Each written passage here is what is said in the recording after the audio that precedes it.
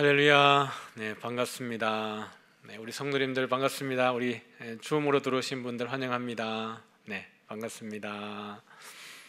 네, 중동 부이사교회 또 여러분들은 또 이렇게 얼굴을 가려 놓으셨는데요. 왜 가리셨어요? 여러분의 얼굴을 뵙고 싶습니다. 참 좋으네요. 이렇게 줌으로 들어오셔서 여러분들 얼굴 보여주시니까. 본당은 우리 교육자들이랑 찬양팀 몇 명 앉아 있습니다. 그리고 조명 다 꺼져 있고요. 화면 중앙에는 우리 줌으로 계신 분들이 계십니다. 또 유튜브로 함께 하신 성도님들도 축복합니다. 또 어디에 계시든지 참 여러분이 귀하고 너무 감사합니다. 또 하나님이 여러분 보실 때에 여러분 얼마나 기뻐하실까 그런 마음도 드네요. 찬송 하나 하려고 그랬는데 우리 찬양팀이 먼저 다 했어요. 그래서 찬송 안 하고 바로 말씀을 보도록 하겠습니다. 우리 출애굽기 37장 1절부터 9절까지 말씀을 보겠습니다. 출애굽기 37장 1절부터 9절까지 말씀 같이 읽으시죠. 교독하면 또 소리가 끊기니까 같이 천천히 37장 1절부터 9절까지 함께 읽겠습니다. 부살렐이 조각목으로 궤를 만들었으니 길이가 2규빗 반, 너비가 1규빗 반, 높이가 1규빗 반이며 순금으로 안팎을 싸고 위쪽 가장자리로 돌아가며 금테를 만들었으며 금고리 넷을 부어 만들어 네 발에 달았으니 곧 이쪽에 2고리요 저쪽에 2고리이며 조각목으로 채를 만들어 금으로 싸고 그 채를 궤 양쪽 고리에 꿰어 궤를 매게 하였으며 순금으로 속죄소를 만들었으니 길이가 2규빗 반, 너비가 1규빗 반이며 금으로 그룹 둘을 속죄소 양 끝에 양쪽에 쳐서 만들었을 한 그룹은 이쪽 끝에 한 그룹은 저쪽 끝에 곧 속죄소와 한 덩이로 그 양 끝쪽에 만들었으니 그룹들이 그 날개를 높이 펴서 그 날개로 속죄소를 덮었으며 그 얼굴은 서로 대하여 속죄소를 향하였더라. 아멘. 네, 이제 지난주부터 이제 성막에 관해서 이제 이야기를 나누고 있습니다. 지난주에 설교를 들으신 분들은 익숙하지만 또 혹시나 지난주 설교를 못 들으신 분들은 이 설교 마치고 나면 한번 들어보시면 아주 좋습니다. 성전 신학이라고 들어보셨는지 모르겠는데요. 성경을 바라보는 렌즈는 아주 여러 가지가 있습니다. 그런 가운데에 또 성전 신학, 성전에 대한 관점으로 창세기부터 또 계시록까지 보는 하나의 렌즈도 있죠. 제가 많이 쓰는 툴이 또 성전 신학이 한 부분을 차지하고 있기 때문에 우리 성도님들이 이 성막에 대해서 이해를 하면 좋습니다. 그러면 여러분들이 제 설교를 들을 때 여러 부분들을 유추할 수도 있고 또 빠르게 이해할 수도 있습니다. 그래서 시간이 조금 지나가더라도 지난주 설교를 한번 들어보면 도움이 됩니다. 오늘은 이제 언약궤에 대해서 한번 이야기를 나눌게요. 그림을 한번 보여주시면 좋겠습니다. 네, 그림이 나가네요. 이게 언약궤입니다. 뭐 이제 정확한 그 모양은 없어요. 이제 신학자들이 또는 이렇게 고고학자들이 이렇게 만들어내는 부분인데 여러분의 이해를 돕기 위한 거니까요. 인터넷으로 검색하시다가 또 다른 모양 나오면 그렇구나라고 이해하시고 중요한 컨셉 정도만 여러분들이 잡아가시면 될 것 같습니다. 그래서 이제 여러분들이 보시는 이제 이것이 언약궤입니다. 네모 반듯한 이 그림이 이제 언약궤라고 하는 것이고요. 이 언약궤는 사람이 손으로 만질 수 없기 때문에 이동할 때에도 손으로 만질 수 없기 때문에 채를 꿰었습니다. 그래서 이 채에다가 어깨에 메고 그렇게 이동을 할 수 있는 용도로 채를 꿰었고요. 이 언약궤의 크기, 사이즈는 보면 길이가 2규빗 반, 너비가 1규빗 반, 높이가 1규빗 반이라고 그랬는데 지난 시간에 우리 얘기했습니다. 규빗이라 그러면 팔꿈치부터 그 다음에 손 끝까지 이게 한 규빗이라 그랬습니다. 그래서 사람마다 그러면 크기가 다르겠죠. 장신인 사람, 키가 크신 분은 규빗의 어떤 그 사이즈가 클 테고요. 또 신장이 작으신 분은 규빗이 좀 작겠죠. 그래서 큰 사람은 집을 지으면 집이 크게 지어질 거고요. 작은 사람이 집을 지으면 집이 조금 작아질 겁니다. 그래서 지난 시간도 말씀드렸지만 우리 하나님 참 융통성 있으시다 그런 얘기를 했습니다. 이게 믿음의 그릇하고도 연결이 되지 않을까. 믿음의 그릇이 큰 사람은 많이 채울 것이고 믿음의 그릇이 작은 사람은 조금밖에 못 채우고 뭐 그런 영적인 유비도 할 수 있을 것 같습니다. 그래서 제가 계산할 때 좀 편하게 규빗의 범위는 보통 다 다르지만 일반적으로 한 45cm에서 한 52cm까지의 범위를 두는 것 같아요. 아주 넓죠. 그래서 저는 계산하기 편하도록 50cm로 계산을 해서 규빗을 곱하기를 합니다. 그렇게 보니까 길이가 2규빗 반이니까요. 한 규빗이 50cm니까 2규빗 반이면 한 1m 25 정도 길이가 나옵니다.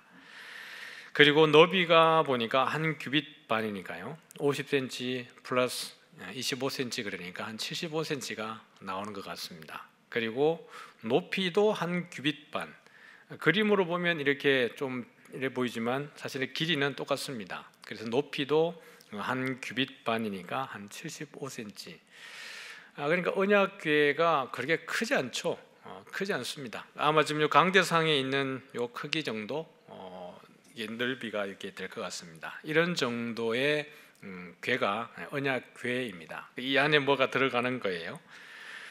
그리고 속죄소라고 하는 부분이 있는데요. 이건 이제 시은좌라고도 하는데 언약궤 위에 뚜껑을 또 이렇게 두는 거죠. 왜냐하면 그 안에 뭔가를 물건을 넣고 덮어야 되니까 덮개가 있는데 그 뚜껑이 위쪽이 이제 속죄소입니다. 시은좌 이거거든요.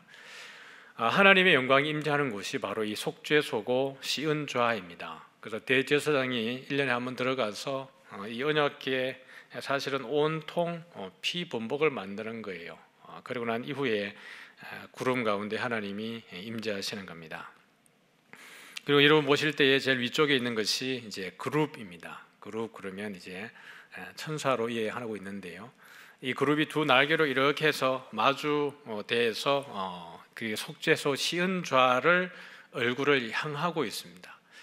그것은 무엇을 나타내는 걸까요? 하나님이 임재하시는 것을 보고 있고 또 그 부분을 지키고 있다라는 정도로 의미를 이해하면 될 것 같습니다. 그래서 이 언약궤에 보면 무엇이 들어가 있냐 그러면 우리 같이 한번 읽어볼까요? 시작. 금향로와 사면을 금으로 싼 언약궤가 있고 그 안에 만나를 담은 금 항아리와 아론의 쌍난 지팡이와 언약의 돌판들이 있고 그 위에 속죄소를 덮는 영광의 그룹들이 있으니 이것들에 관하여는 이제 낱낱이 말할 수 없노라. 이 언약궤 안에는 우리가 잘 아는 것처럼 이제 성경 퀴즈 할 때 단골 퀴즈죠. 뭐가 들어있을까요? 그러면 이제 만나를 담은 금 항아리, 아론의 쌍난 지팡이, 언약의 돌판들 이게 세 가지가 들어가 있었습니다. 그래서 보면 이 세 가지가 어떤 기원을 가지고 있냐 그러면 출애굽기 25장을 같이 한번 읽어보면요. 같이 읽어볼게요. 시작. 그룹들은 그 날개를 높이 펴서 그 날개로 속죄소를 덮으며 그 얼굴을 서로 대하여 속죄소를 향하게 하고 속죄소를 궤 위에 얹고 내가 내게 줄 증거판을 궤 속에 넣어라. 거기서 내가 너와 만나고 속죄소 위 곧 증거궤 위에 있는 두 그룹 사이에서 내가 이스라엘 자손을 위하여 내게 명령할 모든 일을 내게 이르리라. 그러니까 증거판을 그 궤 속에 넣으라는 거예요. 두 돌판을 넣었고 또 거기서라고 하는 것은 속죄소를 이야기합니다. 시은좌 그 뚜껑 위에서 내가 너와 만나겠다라는 거예요. 그러니까 대제사장이 1년에 한 번 들어가서 대제사장만이 볼 수 있는 겁니다. 뒤에도 나오겠지만은 이 언약궤는 일반 백성들이 절대로 볼 수 없고요. 그냥 제사장들도 볼 수 없습니다. 왜냐하면 딱 특정되어져서 언약궤를 운반할 수 있는 사람들에 한해서만 이 언약궤를 보게 되어지는데요, 그것을 덮을 때 볼 수 있게 되어지는 거겠죠. 그리고 두 번째는 무엇이 들어가 있냐 그러면 출애굽기 16장 33절에 보면 같이 읽겠습니다. 시작. 또 모세가 아론에게 이르되 항아리를 가져다가 그 속에 만나 한 오멜을 담아 여호와 앞에 두어 너희 대대로 간수하라. 여기에 만나도 보니까 한 오멜을 항아리에 담아서 그 속에 간수하라 이렇게 되어져 있습니다. 세 번째는요, 시작. 여호와께서 또 모세에게 이르시되 아론의 지팡이는 증거궤 앞으로 도로 가져다가 거기 간직하여 반역한 자에 대한 표징이 되게 하여 그들로 내게 대한 원망을 그치고 죽지 않게 할지니라. 고라와 그 따르는 사람들이 모세의 리더십에 반항을 해서 대항을 했을 때 하나님이 각 지파들마다 지팡이 하나씩 가져오라 그랬는데 그 가운데 싹이 난 지팡이가 하나님이 세우는 바로 지도자였습니다. 그게 누구냐 그러면 바로 아론의 지팡이였던 겁니다. 그것을 간수함으로 인하여서 그 백성들이 하나님에 대해서 대항하지 못하도록, 대적하지 못하도록 보여주게 한 하나의 표지, 사인으로서 아론의 지팡이 이 세 가지를 이 언약궤 안에 두었던 겁니다. 그래서 이 언약궤는 지난주도 이 본문은 보여드렸지만 다시 한번 읽어보면 5절 6절입니다. 민수기 4장 시작. 진영이 전진할 때에 아론과 그의 아들들이 들어가서 칸막는 휘장을 걷어 전거궤를 덮고 그 위를 해달의 가죽으로 덮고 그 위에 순청색 보자기를 덮은 후에 그 채를 꿰고. 그러니까 이 언약궤는 하나님께서 허락하신 이 제사장 아론과 그의 아들들 또 대제사장 이들 가운데에 선택된 자들만 이 언약궤를 볼 수 있었고요, 다른 사람들은 절대로 이 언약궤를 볼 수 없었습니다. 이 언약궤를 보려고 했다가 죽었던 자들도 있었던 것을 알고 있죠. 그래서 이 언약궤를 운반할 때에는 제가 그림에서 보여드렸지만 이걸 손으로 만질 수 없기 때문에 채를 꿰어서 들고 다녔는데요, 15절 같이 한번 읽습니다. 시작. 진영을 떠날 때에 아론과 그의 아들들이 성소와 성소의 모든 기구 덮는 일을 마치거든 고핫 자손들이 와서 맬 것이니라. 그러나 성물은 만지지 말라. 그들이 죽으리라. 회막 물건 중에서 이것들은 고핫 자손이 맬 것이며. 언약궤는 이동할 때에 어떻게 이동하는 거예요? 제사장들이 어깨에 메고 이동하도록 되어져 있었습니다. 그런데 이것을 실수해서 큰 사고를 당했던 일들이 있었습니다. 누구냐 그러면 다윗이었습니다. 다윗이 여호와의 언약궤를 다윗성으로 이동하려고 했을 때에 그 가운데 무리 3만 명을 모으고 하나님의 궤를 메어오려고 했는데요, 3절에 보면 이렇게 되어 있습니다. 같이 보이시죠? 같이 읽어보겠습니다. 그들이 하나님의 궤를 새 수레에 싣고 산에 있는 아비나답의 집에서 나오는데 아비나답의 아들 우사와 아효가 그 새 수레를 모니라. 그들이 산에 있는 아비나답의 집에서 하나님의 궤를 싣고 나올 때에, 이 하나님의 궤를 어떻게 했죠? 수레에 실었습니다. 언약궤는 수레에 실어라 그랬습니까? 아니면 어깨에 매라고 했습니까? 어깨에 매라고 한 거예요. 근데 다윗이 이 언약궤를 맬 때에 나름 언약궤를 소중하게 안전하게 이동하려고 했는지 모르겠지만 이 새로운 수레에다가 이 언약궤를 실었습니다.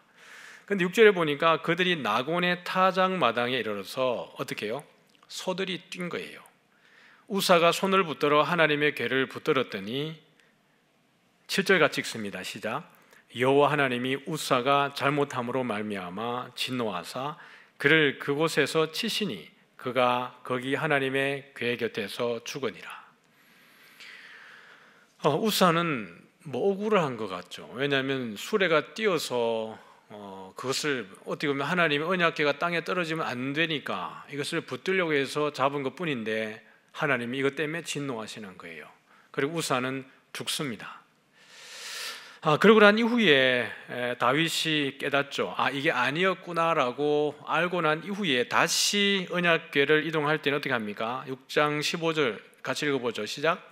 다윗과 온 이스라엘 족속이 즐거이 환호하며 나팔을 불고 여호와의 궤를 메어오니라. 이 사건이 있고 난 이후에 그때서야 우리가 잘못했구나라는 걸 깨닫게 되는 거예요. 여러분, 여호와의 언약궤가 블레셋 백성에게 한번 빼앗긴 적이 있죠. 그 에벤에셀, 우리가 잘 알고 있는 것처럼 그 실로에서 있었을 때, 여호와의 성막이 실로에 있었을 때 블레셋과의 전쟁이 있었습니다.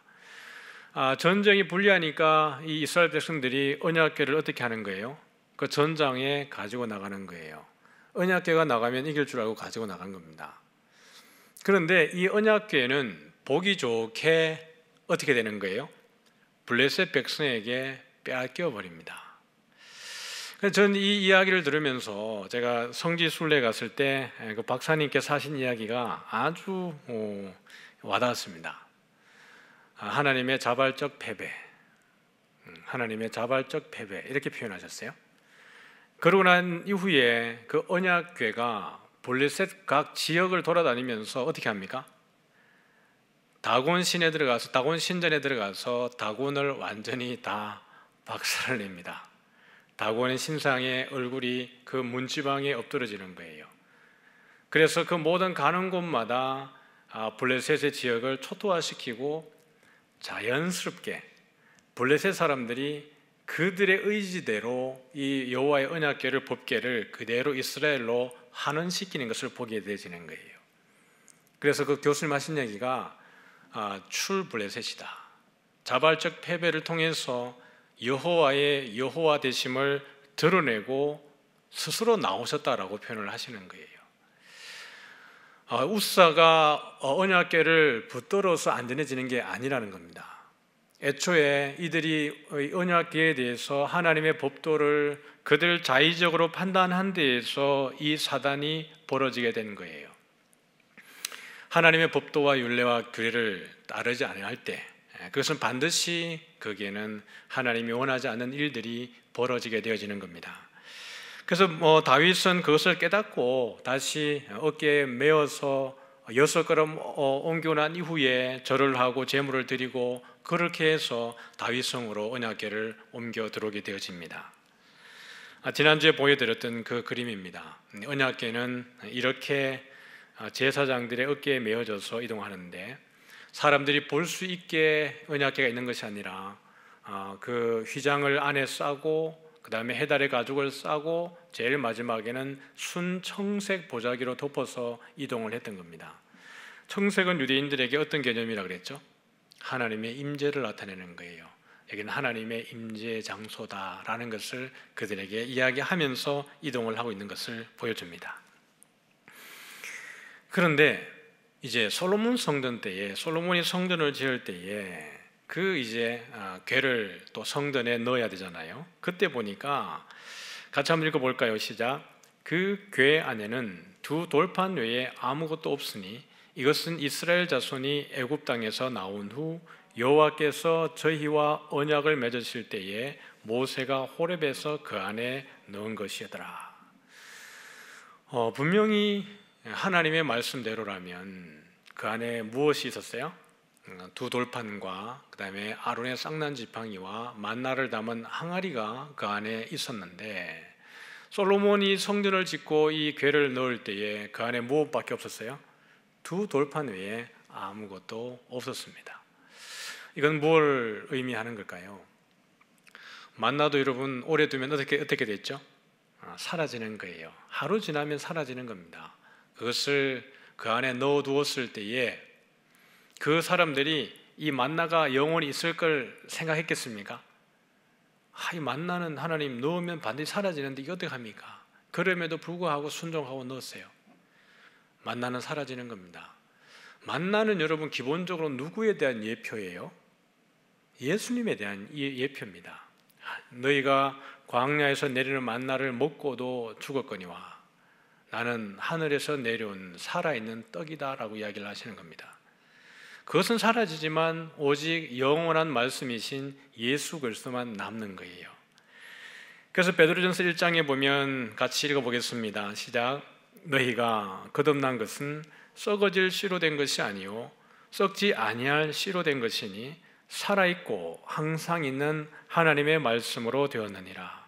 그러므로 모든 육체는 풀과 같고 그 모든 영광은 풀의 꽃과 같으니 풀은 마르고 꽃은 떨어지되 오직 주의 말씀은 세세토록 있도다 하였으니 너희에게 전한 복음이 곧 이 말씀이니라. 아멘. 말씀만이 영원한 줄 믿으시길 바랍니다. 우리가 추구하는 여러 가지 은사와 또 기적과 또 여러 가지 여러분들이 삶의 현장 가운데에서 누리는 놀라운 일들, 이러한 것들이 우리 매일매일 또 필요합니다. 그럼에도 불구하고 우리가 그러한 현상과 이적과 기적과 놀라운 일들을 쫓아갈 때 우리는 정말 소중한 것을 놓쳐버리는 거예요.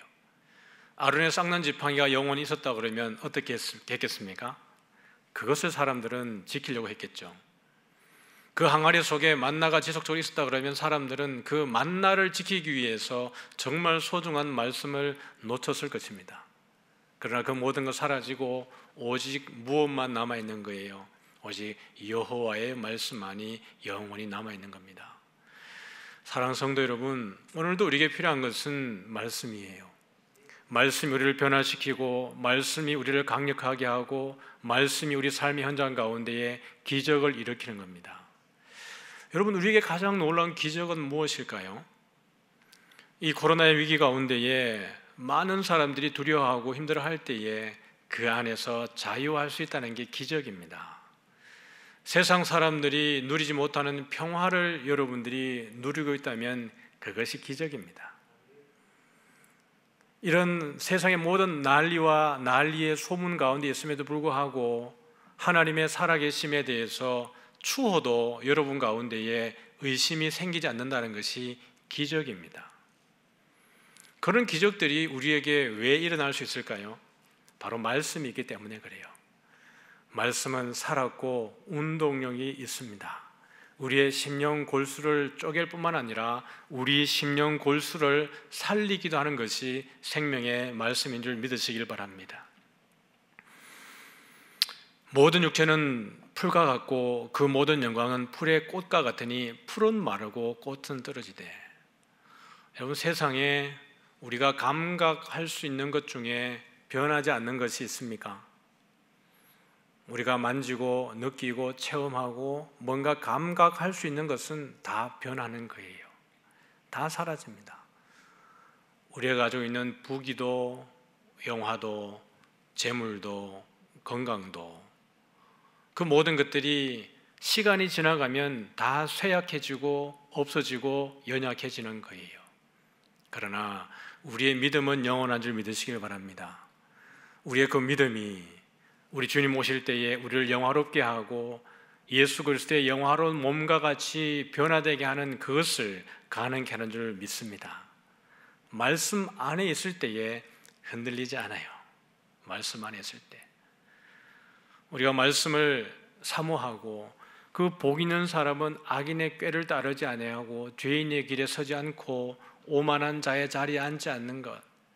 여러분, 유대인들이 그렇게 말씀을 주야로 묵상하기 때문에 그 말씀이 지혜가 되어서 그 사람을 악인들의 오만한 사람들의 죄인들의 길에 가지 않게 하는 겁니다.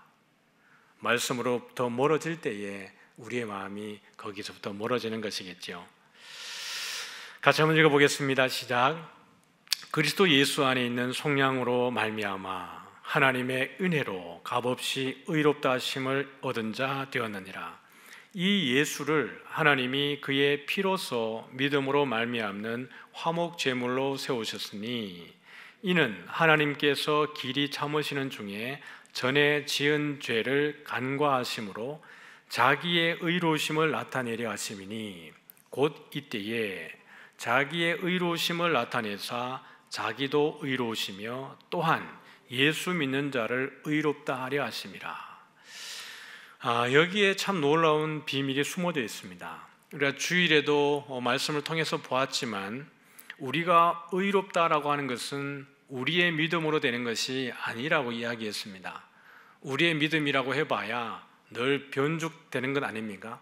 죽 끓듯이 어느 날은 좋았다가 어느 날은 약했다가, 언제는 시험을 들었다가 언제는 내 목숨 전부를 바쳐줄 것 같다가, 그런 것이 우리의 믿음입니다. 성령께서 우리가 온전히 주관하지 않고 우리가 성령 충만하지 않다면 우리의 믿음은 우리의 의로움을 보증할 수 없는 정도의 아주 보잘것없는 믿음이 우리의 믿음이겠죠. 그러나 우리의 의로워짐의 근거는 우리 예수 그리스도의 하나님의 신실하심이라고 이야기를 했습니다. 그래서 하나님의 은혜로 값없이 의롭다 하심을 받았다라고 이야기를 하고 있습니다. 그래서 이는 하나님께서 길이 참으시는 중에 전에 지은 죄를 어떻게 하는 거예요? 간과하심으로. 하나님이 의인 삼아주신 사람들의 죄를 어떻게 하시는 거예요? 간과해 주시는 거예요. 못 봐서 간과하시는 게 아닙니다. 우리의 모든 허물과 우리의 모든 죄악을 알고 있음에도 불구하고 예수 그리스도의 십자가의 피가 그 모든 것들을 이미 속죄했기 때문에 우리의 죄가 간과되어지는 겁니다. 그래서 누구의 의로우심을 나타내는 거예요? 자기의 의로우심을 나타내는 거예요. 누구의 의로우심이라고요? 하나님의 의로우심이요.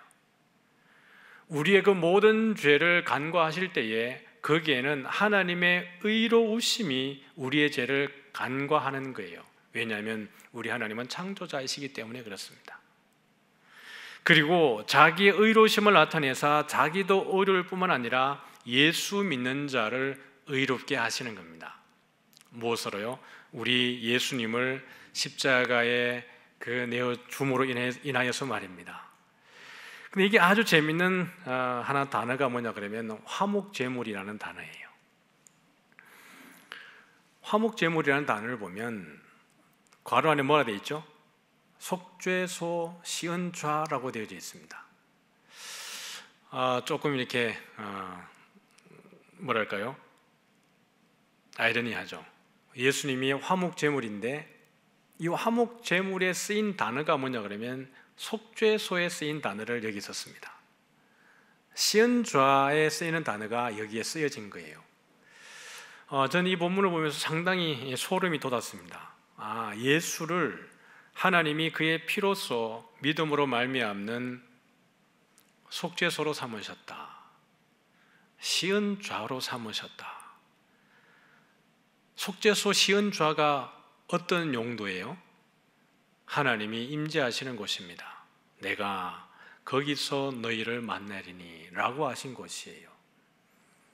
그러므로 예수님이 하나님을 무엇으로 삼으신 거예요?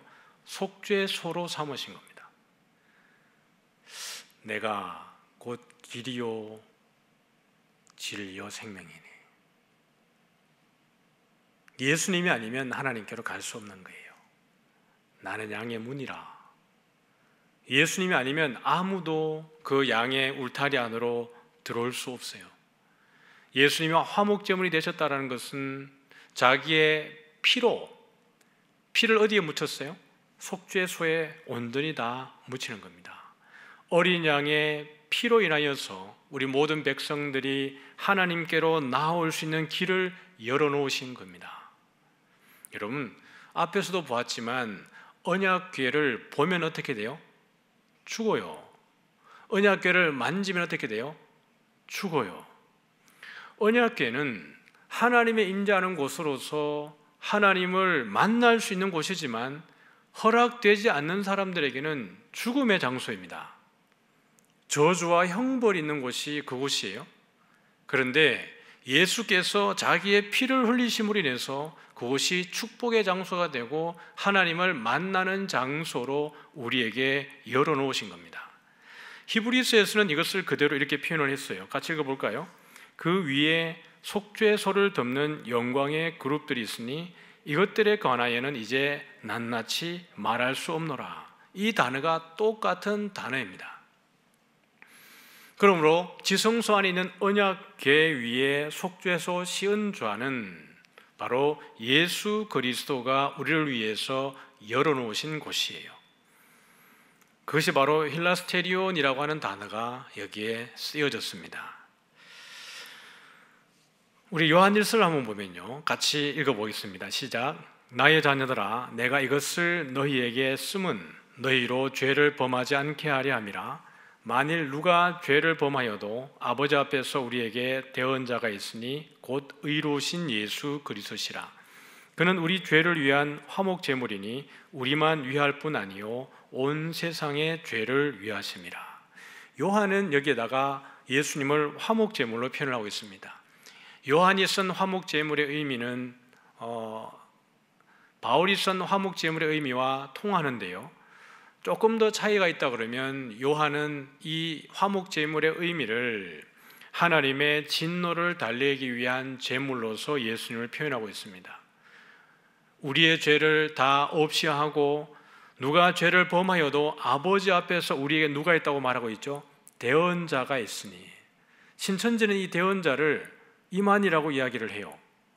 여러분 혹시 우리 성도들 가운데, 성도들은 아니죠, 신천지면, 우리 교회 다니는 분 중에 신천지가 있다 그러면 여러분 예수 믿고 구원 받으셔야 됩니다. 이만일은 대언자가 아니에요. 하여튼 신천지는 조금 무식해요. 성경을 임의적으로 풀어내는 탁월한 능력을 가지고 있습니다. 근데 어쨌든 우리가 죄를 범하여도 아버지 앞에서 우리에게 누가 있는 거예요? 대언자가 있습니다. 이 대언자라는 말은 변호자라는 이야기예요. 신천지에서 대언자라고 할 때 하나님의 말씀을 대신 전해주는 사람이라고 표현하고 있는데, 그러니까 무식한 거예요. 이 대언자의 원래 뜻은 파라클레토스입니다. 변호자라는 뜻이에요. 보혜사라는 뜻이거든요. 예수님은 우리의 변호자라는 뜻입니다. 그런데 그 변호자 되신 예수님께서 아버지의 진노를 달래기 위해서 친히 희생 제물로서 죽으셨다라는 것을 요한은 그렇게 표현을 해주는 겁니다. 또 4장 10절에도 보면 사랑은 여기 있으니 우리가 하나님을 사랑한 것이 아니요 하나님이 우리를 사랑하사 우리 죄를 속하기 위하여 화목 제물로 그 아들을 보내셨느니라. 우리가 받아야 될 진노입니다. 여러분, 우리가 지었던 죄에 대한 책임감, 그게 뭐죠? 죄책이에요. 여러분 다 죄책감 가지고 있죠. 여러분들이 가지고 있는 죄책이라고 하는 것은 죄에 대한 책임이에요. 그 죄에 대한 모든 책임을 우리에게 그대로 물으시는 게 아니라, 책임을 물으시는 게 아니라 예수님께서 우리의 책임을 다 짊어지시고 십자가에 죽으심으로 인하여서 우리를 향하신 하나님의 진노, 하나님의 분노를 다 달래시는 겁니다. 요한은 그런 의미로서 화목 제물이라는 단어를 사용을 한 거예요. 그러므로 하나님께서 우리의 그 모든 죄를 어떻게 하시는 거예요? 간과하시는 겁니다. 우리가 순결해서 정결해서 죄가 없기 때문에 우리 죄를 간과하시는 게 아니고요, 예수님의 십자가의 죽으심이 그것을 전제하고 있기 때문에, 그렇게 죽으셔서 구원을 다 이루셨기 때문에 우리의 죄와는 상관없이 우리가 주님 앞에 의롭다 인정함을 받는 거예요. 감사하죠. 우리 레위기 16장을 보면 13절을 같이 읽어보면 이렇습니다. 여호와 앞에서 분향하여 향년으로 전극의 위 속죄소를 가리게 할지니 그리하면 그가 죽지 아니할 것이며. 대제사장이 1년에 한 번 들어갈 때에 전극의 위 속죄소를 가리라 그랬어요. 볼 수 있는 게 아니에요. 하나님은 흑암 가운데 임하시는 겁니다. 근데 여기도 보면 향연이라고 하는 것이 그냥 향을 피워서 연기를 피우는 거 아니에요, 그죠? 분향단에다가 향을 피우면 그 연기가 지성소를 가득히 메우는 겁니다. 그래서 그 안을 볼 수 없게 되어지는 거예요. 근데 이 향연을 어떻게 표현했냐 그러면 히브리어로 아난이라는 단어를 썼습니다. 구름이라고 썼어요. 연기라고 쓰지 않았습니다. 향의 연기를 피워서라고 하지 않고 히브리서 원문은 이것을 구름이라고 표현을 했습니다. 왜 이게 구름이라고 여러분 표현을 했겠어요? 이미 제가 많은 설교 가운데에 말씀을 드렸지만, 모세가 시내산에 올라갈 때에 그 산 정상을 가리운 게 뭐였어요? 구름이라고 얘기했습니다. 그래서 이 구름이라고 하는 것은 성소와 지성소를 가릴 때에 사실은 휘장도 그 기능을 하고 있는 거예요. 그래서 여기는 아무나 침범할 수 없는 영역으로서 속죄소, 지성소 이 개념을 여러분들에게 레위기는 모세는 이야기를 해주고 있는 거예요. 무슨 말입니까? 지극히 거룩한 곳입니다. 지극히 거룩한 곳이에요. 아무나 침범할 수 없고, 시내산에 올라갔을 때에도 모세가 여호수아에게 뭐라 그랬습니까? 산 밑에 경계를 세워라. 위에 구름이 임함에도 불구하고 그 밑에 뭐라고 이야기하냐면 돌로 경계석을 세워서 절대로 침범하지 못하게 해라. 그 경계를 넘어오면 짐승이라 할지라도 죽는다는 거예요. 그러므로 이 언약궤는 특별히 속죄소, 시은좌 이 증거궤는 지극히 거룩한 곳입니다. 그런데 예수께서 그 길을 우리에게 열어주신 거예요.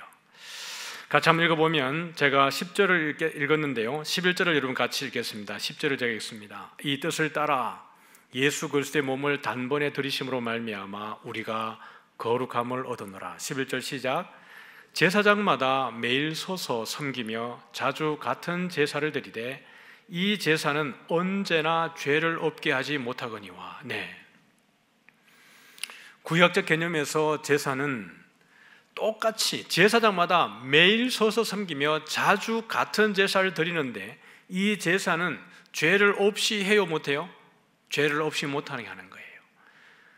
여전히 이 죄가 제사를 드려서 속죄함을 받고 나면 그 다음에 죄를 지으면 다시 똑같은 제사를 또 드려야 되는 거예요. 영원히 그의 호흡이 있는 동안은 이 제사가 끊어지지 않는 겁니다. 무슨 제사는요? 제사장이 매번 드리는 제사는요. 그런데 12절 보면 오직 그리스도는 죄를 위하여 한 영원한 제사를 드리시고 하나님 우편에 앉으사 그 후에 자기 원수들을 자기 발등상이 되게 하실 때까지 기다리시나니. 14절입니다. 시작. 그가 거룩하게 된 자들을 한 번의 제사로 영원히 온전하게 하셨느니라. 예수님이 십자가의 죽으심으로 인해서 우리를 영원히 온전하게 하신 줄 믿으시길 바랍니다. 여러분이 예수님 믿고 난 이후에도 여러 가지 죄를 지을 수 있습니다. 요한은 이렇게 얘기했어요. 구원을 받을 수 있는 죄가 있고 구원에 이르지 못하는 죄가 있다, 이렇게 얘기했습니다. 구원에 이르는 죄가 있고 구원에 이르지 못하는 죄가 있다, 이렇게 얘기했습니다. 어떤 죄가 구원에 이르고 어떤 죄가 구원에 이르지 못할까요? 여러분의 짓는 죄는 구원에 이를 수 있는 죄입니까? 아니면 구원에 이를 수 없는 죄입니까? 구원에 이를 수 없는 죄는, 절대로 구원받지 못하는 죄는 예수가 그리스도이심을 부인하는 죄입니다. 성령의 하나님 되심을 인정하지 않는 죄예요. 그러나 우리가 일상 가운데 일어나는 예수를 그리스도로 고백했음에도 불구하고 우리의 죄성과 우리의 연약함 때문에 일어나는 일상의 여러 가지 윤리적 죄들, 그것조차도 우리가 성결하게 거룩하게 성화되어야 되지만 그럼에도 불구하고 우리의 신앙 고백에서 변하지 않는 우리 일상에 일어나는 그러한 실수들, 잘못들, 이런 것들은 구원에 이르는 죄라고 이야기를 합니다.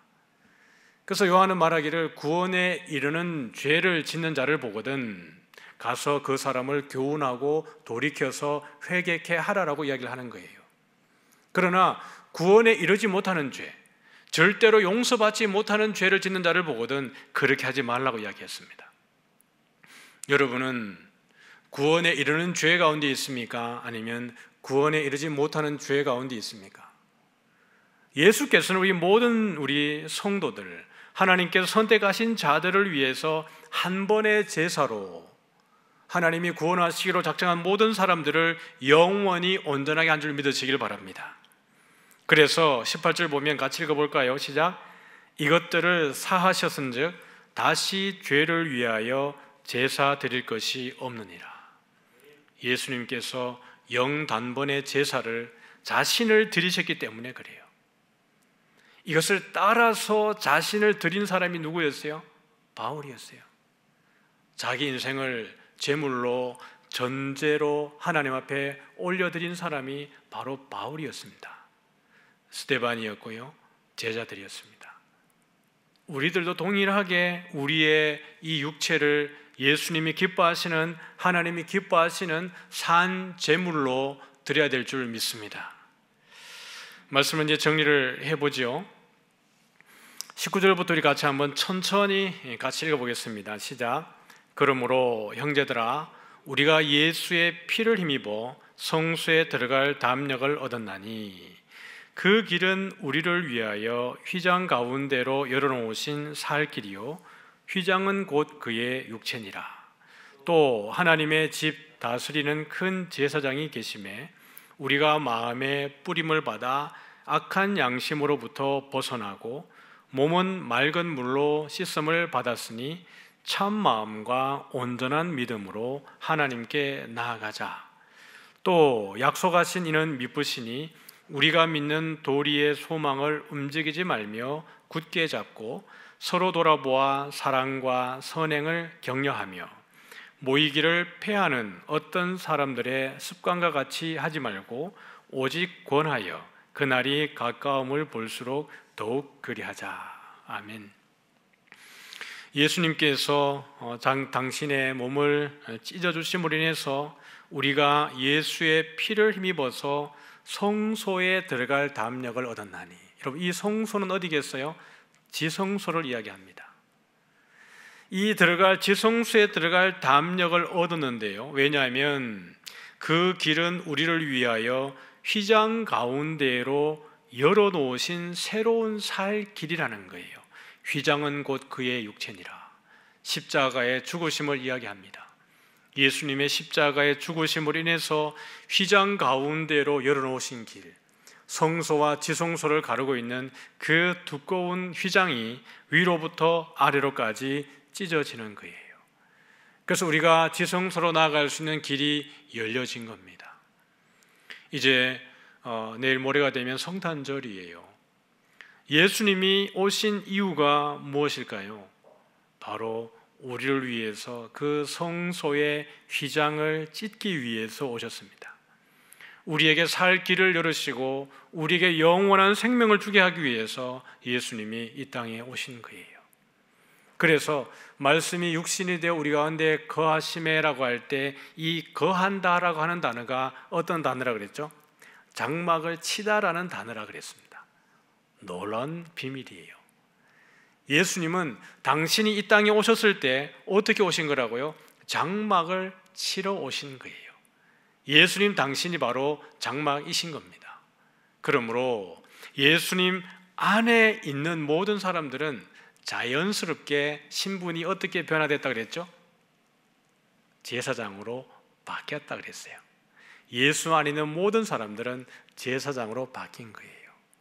그런데 예수님이 당신의 몸을 찢어서 성소와 지성소의 휘장을 갈라 놓으심으로 인해서 우리에게 어떤 신분을 더 보태신 거예요? 우리도 대제사장과 동일한 그 능력을 가지고 하나님을 대면하러 나갈 수 있는 길이 열려졌다라는 겁니다. 이스라엘 백성들은 1년에 한 번 대제사장이 들어갈 때 그 영광 가운데 임하시는 하나님을 그들은 시각적으로 본 거예요. 그러나 예수를 그리스도로 영접하는 사람들은 무시로 언제나 어디서든지 내가 주를 부르는 그 순간순간마다 하나님과 함께 있는 줄 믿으시기를 소원합니다. 코로나가 우리를 힘들게 해도 아무도 여러분을 몰라준다 그래도 누군 보고 있어요? 하나님이 여러분과 함께 계십니다. 사람들은 여러분들의 모든 형편들을 다 모르고요, 이해해도 또 위로해도 그 위로가 위로되지 않습니다. 그러나 나를 지으신 분께서, 나를 선택해 주시고 나를 구원하신 그분께서 우리를 다 지켜보고 계세요. 내가 너와 함께 있다. 우리의 교제는 아버지와 아들과 더불어서 누리는 교제라고 이야기했습니다. 절대로는 혼자가 아니에요. 내가 주의 이름을 부를 때에 우리 삼위 하나님께서 우리와 함께 있는 줄 믿으시기를 바랍니다. 그래서 23절 보면 또 약속하신 이는 미쁘시니 이렇게 얘기했습니다. 약속하신 이는 미쁘시니 우리가 믿는 도리의 소망을 움직이지 말며 굳게 잡고 서로 돌아보아 사랑과 선행으로 격려하며. 여러분, 그래서 말세에는 더욱더 우리에게 필요한 것이 공동체예요. 여러분, 기독교가 다른 종교와 다른 차이가 어떤 거예요? 이렇게 힘든 가운데에서도 모이기를 정말 힘쓰는 종교가 우리 기독교입니다. 다른 종교에서 이렇게 소그룹을 강조하고 모임을 강조하는 종교들이 있습니까? 없어요. 그냥 개인 수양하면 됩니다. 혼자 가서 절하고 혼자 가서 수양하고 도 닦으면 돼요. 지금 교회가 모임으로 인해서 세상으로부터 여러 가지 지탄을 받지만, 물론 너무 과하게 그런 일들이 벌어져서 피차가 힘든 가운데 있지만, 그럼에도 불구하고 이 코로나가 지나가게 되었을 때 지금은 우리가 정부의 차원에서 협력해서 같이 해야 되는 게 너무 당연합니다. 그걸 지키지 않는 교회들 때문에 우리 다른 교회들도 많이 힘들어지고 있는데, 이 상황들이 정리되어지고 다시 코로나가 물러나게 되었을 때 우리는 다시 모이기를 힘써야 합니다. 왜냐하면 교회의 힘은 거기에 있기 때문에 그래요. 서로 선행을 하고 격려하고 위로하고 피차 뜨겁게 사랑하는 것, 이게 예수께서 우리에게 보여주신 본이기 때문에 그렇습니다. 사랑하는 성도 여러분, 말씀을 마치겠습니다. 이 언약궤는 단순히 그 안에 돌판 넣어놓고 또 어떻게 보면 종교적으로 그들에게 한 장소를 가리켜서 거룩하기에는 그런 곳이 아닙니다. 이 언약궤는, 지성소는, 또 속죄소는 바로 예수 그리스도를 우리에게 보여주는 하나의 예표적 그림인 겁니다. 오늘도 지치고 힘든 하루를 살고 또 이 자리에 함께 모였습니다. 우리 줌으로 저와 함께 호흡해 주셔서 너무 감사합니다. 여러분이 은혜 받는 모습이 제게 그대로 다 전해지고 있습니다. 감사하고요. 또 유튜브로 함께 하시면서 또 은혜 받으시는 분들도 너무 감사합니다. 지축 힘든 가운데에 주님이 여러분에게 새 힘을 주십니다. 그렇게 해서 주님 오셨기 때문에 그래요. 또 남아있는 한 주 동안도 여러분 주와 동행하시고 또 성탄절을 맞이하면서 또 우리 다시 또 줌으로 모이시기 바랍니다. 여기 화면으로 지금 이름만 나와 계신 분들 계시거든요. 성탄절에는 얼굴을 보여주세요. 화장 안 하셔도 됩니다. 그냥 여러분들이 편한 복장도 괜찮습니다. 여러분, 마스크 끼지 않은 얼굴을 보는 유일한 시간이 지금 이 시간이에요. 우리 감사하고 또 유튜브로 함께 하신 분도 감사합니다. 이제 같이 찬양하고 같이 우리 기도하죠.